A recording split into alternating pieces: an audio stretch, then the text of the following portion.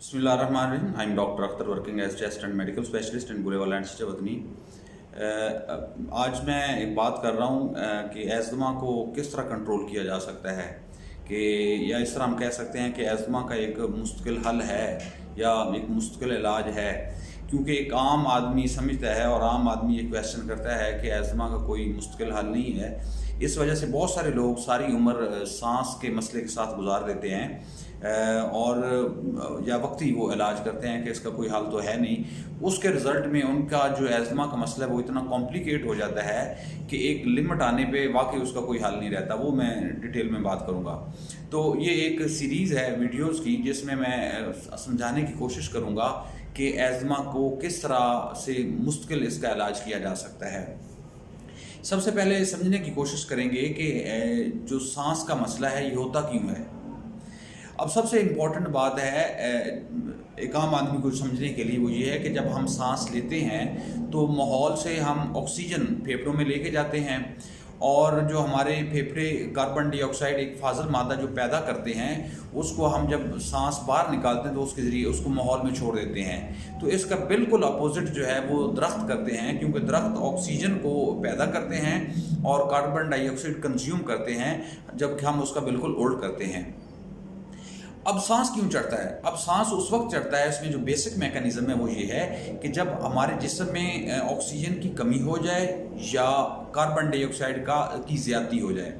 अब ऑक्सीजन की कमी कैसे हो सकती है? उसमें एक इम्पॉर्टेंट कंपोनेंट है जो एज़मा में सांस की नालियाँ जब तंग हो जाती हैं, उसे अगर फॉर एग्जांपल एक डायमीटर उसका 2 मिलीमीटर होना चाहिए और वो उससे कम हो के 1 मिलीमीटर हो गया, यानी 50% कम हो गया जो ऑक्सीजन सप्लाई करती है जो सांस की नालियाँ, तो डेफिनेटली उसकी वजह से आपकी जो ऑक्सीजन की सप्लाई पीछे से है वो कम हो जाएगी।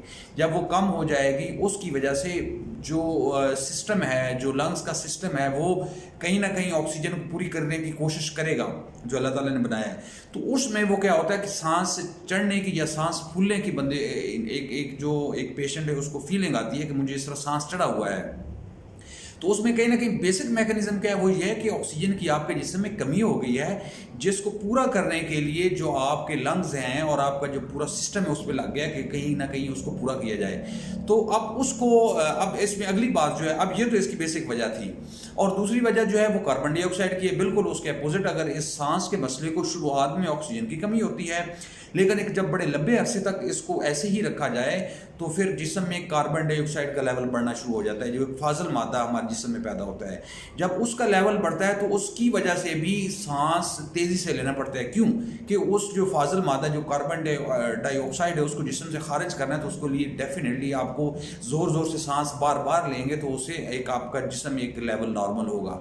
तो ये तो इसकी बेसिक एक मैकेनिज्म था कि क्यों सांस चढ़ता है। एक फैक्टर इसमें ये था, मुख्तलिफ मज़ीद फैक्टर हैं वो मैं अलग-अलग वीडियोज़ में बात करूँगा। अब इसको इलाज क्या किया जाता है? अब इसके लिए इलाज जो इसका एक गलत तरीका है वो ये है कि आम तौर पर जब इस तरह का कोई मसला होता है, अब उसको लोग क्या करते हैं, एक जनरल प्रैक्टिशनर या एक डिस्पेंसर के लेवल पे या खुद लोग जाके मेडिकल स्टोर पे कोई टैबलेट लेते हैं, लाइक मोंटिका ले ली, कोई डेक्सा का इंजेक्शन लगा लिया, कैनाकार्ड का इंजेक्शन लगा लिया। अब वो क्या है, उससे एक वक्ती तौर पर तो वो जो सोजिश है सांस की नालियों की वो बेहतर हो जाती है, उससे आपका ऑक्सीजन कुछ बेहतर हो जाती है, ऑक्सीजन का लेवल बेहतर हो जाता है, सांस भी बेहतर हो जाता है। लेकिन ये बात याद रखनी चाहिए कि जो सोजिश का प्रोसेस सांस की नालियों के अंदर है, जो मैं मुख्तलिफ वीडियोज़ में बताता रहता हूँ, वो एक क्रोनिक प्रोसेस है। वो चंद महीनों से चल रहा है, ये चंद सालों से चल रहा है। अब ये जो मेडिसिन गई है इसने आपको 12-14 घंटे के लिए उस सोजिश को बेहतर कर दिया है, जिससे आपका ऑक्सीजन का लेवल बेहतर हो गया है, लेकिन ये परमानेंट बेहतर नहीं हुआ। तो 12-14 घंटे के बाद फिर वो प्रोसेस चल पड़ेगा और इस तरह आपको वो सिलसिला जो है वो चलता रहेगा और इसमें जो है वो मसले मसाइल होंगे। अब दूसरा इसका जो बुरा इफेक्ट आपको आएगा, एक तो आपका वो प्रॉपर हल नहीं हो रहा, दूसरा होगा कि उसके अपने साइड इफेक्ट होंगे जो आप उसमें स्टीरॉइड, डेक्सा या कैनाकॉर्ड लगा रहे हैं। वो एक लिमिट क्रॉस करने के बाद उसके साइड इफेक्ट और वो सर से पांव तक होते हैं, वो एक लंबी चौड़ी लिस्ट है, वो भी अलग एक वीडियो में मैं एक्सप्लेन करूंगा कि उसके क्या साइड इफेक्ट होते हैं। और तीसरा इसमें होगा कि आपका अपना एज़मा जो है वो कॉम्प्लिकेट होगा। एक हद तक तो कंट्रोल रहेगा, टाइम पास तो हो जाएगा एक टाइम के लिए, लेकिन उसके बाद वो कॉम्प्लिकेट हो जाएगा, फिर वो मुश्किल दमा बन जाता है जिसका कोई हाल नहीं होता, वो भी मिला वीडियो में बताऊंगा। तो अब इसका सही तरीका क्या? अब इसका सही तरीका ये है कि उस जो सोजिश की मैं बात कर रहा हूँ सांस की नाली को, सबसे पहले तो उसको देखा जाए। उसके लिए बेहतरीन तरीका होता है स्पायरोमीट्री या लंग फंक्शन टेस्ट हम कहते हैं अंग्रेजी में। सांस की नालियों का एक टेस्ट होता है, उसमें हमें पता चलता है कि आपका शिद्दत का लेवल के ये 4 से 5 कैटेगरीज होती हैं सेवेरिटी की या शिद्दत की, जो सांस की नाली के अंदर होती है। तो उसको हम डॉक्यूमेंट करते हैं टेस्ट के जरिए, और फिर उसके ज़रिए से उसका इलाज होता है। वो जितनी आपकी शिद्दत उसके हिसाब से होता है, वो भी मिला था वीडियोज़ में बताऊंगा कि किस किस तरह हमने करना है।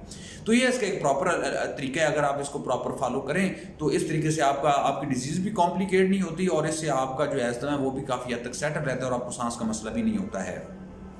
इसमें कमेंट्स में आप बताएं कि आपको कभी इस तरह सांस का मसला हुआ है और आपने डेक्सा का या किसी चीज़ का इंजेक्शन लगाया जो आपको वक्ती रिलीफ हुआ, उसके बाद दोबारा फिर मसला हो गया।